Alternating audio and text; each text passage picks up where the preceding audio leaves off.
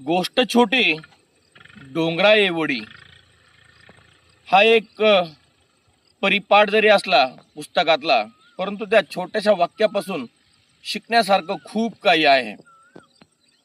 एक दैनंदिन जीवनातली वाटचाल म्हणा किंवा समाजात चालणारे लोक म्हणा, या गोष्टीचा थोडंसं साम्य वाटलं.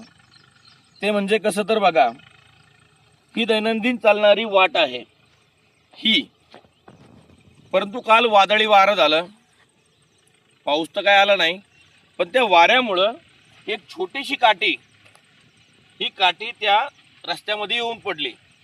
अंतर फक्त 1 फुटाचं आहे, जास्त काही नाही.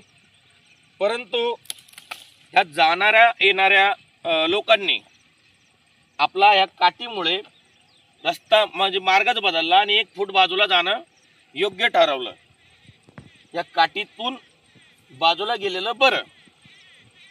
असंच काहीतरी आपल्या समाजात घडत असतं.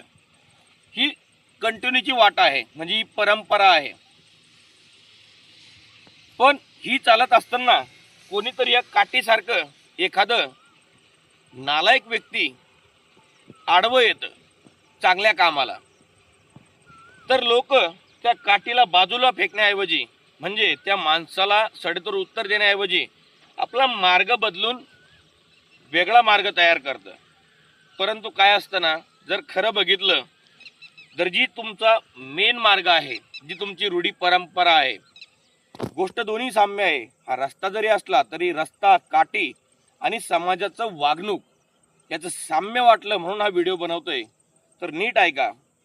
आपला मुख्य मार्ग हा आहे, यामध्ये काठी आडवी आली तर ही काठी उचलून आपण बुडापासून उचलून बाजूला फेकलीच पाहिजे.